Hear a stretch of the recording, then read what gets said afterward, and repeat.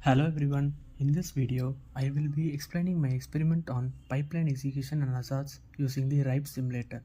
In computer architecture, pipelining is a technique used to improve processor performance by executing multiple instructions at once through 5 stages: instruction fetch, instruction decode, execute, memory, and write back.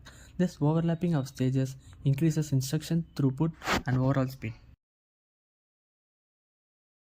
However, when multiple instructions overlap, pipeline hazards can occur. There are three main types of hazards. The first one is data hazards, when one instruction depends on the result of another still in execution.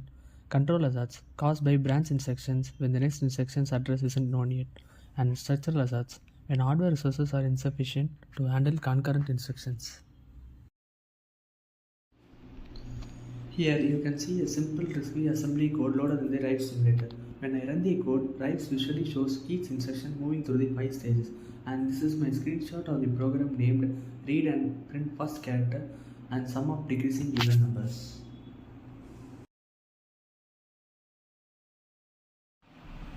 And this is the diagram of a RISC-V 5-stage processor. The RISC-V 5-stage processor is a pipelined architecture designed to execute multiple instructions efficiently.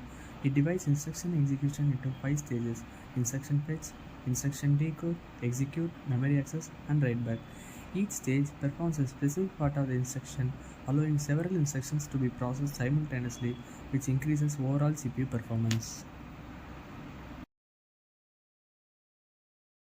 This is the editor side of the RIPE simulator. Here, we write and load our RISC-V assembly program.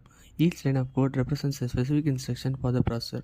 When we start the simulation, the editor highlights the instruction currently being executed. This helps us trace how instructions are fetched one by one from the code and sent into the pipeline for processing, giving a clear link between the source code and the hardware execution. The RISC-V code runs sequentially through the pipeline, but when dependencies occur, RIPES either stalls or uses forwarding to continue execution smoothly. This helps us understand how real processors maintain high instruction throughput despite hazards. On the processor side, we can see the 5-stage RISC-V pipeline in action. Each instruction passes through the stages fetch, decode, execute, memory, and write back simultaneously with others. The pipeline view visually shows how multiple instructions overlap and how the processor handles hazards or stalls. This real-time animation helps us understand the internal working of the CPU during instruction execution. In conclusion, pipeline hazards are a key challenge in processor design, and tools like RIPES make it easier to visualize and understand how modern CPUs handle them efficiently.